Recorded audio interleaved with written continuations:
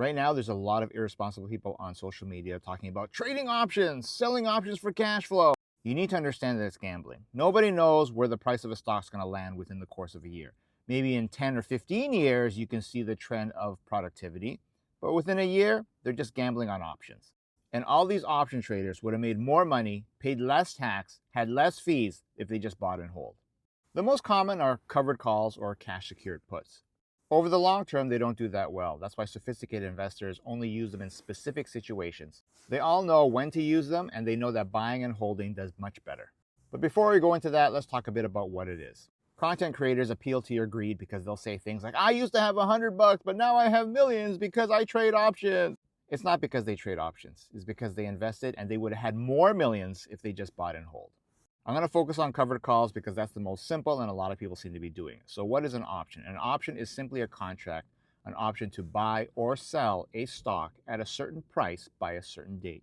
When you sell an option, the buyer gives you a premium. So they give you money right away in order to secure a certain price. Options are derivatives. They are derived from an underlying asset, like a stock. So they are not the stock themselves, they are derivatives. So when a buyer buys the option from you that you've sold, you get money right away. So a lot of people think, I made lots of money, $1,000 just like that. You just started the trade. It's not over yet. The game's just started. A call option is an option to buy stock. When you sell a call option, that means you are selling them the right to buy stock that you have. Someone could say, I like that stock that you have. It's worth $118. I will pay you to be able to have the right to buy that stock off you for $120. So they give you $2 for 100 shares in order to have the right to buy the stock at 120 at a certain date. If the stock moves up and starts approaching 120, the value of that option drops. Vice versa. If the price drops down, the value of the option increases because the chances of it hitting that price are low. But if the price moves up, the chances of it being exercised are very good. So the value of the option goes down. No one wants it. If the value goes to 125, the person who bought the option contract is sitting pretty because they have the right to buy at 120. But hey, the game's not over. The person who wrote the covered call got the premium income. Now the person who bought that contract says, hey, I want my stock. I bought the contract. It went above the price. Give me my shares. There should be no problem because the seller of the option has the shares. That's why it's called a covered call.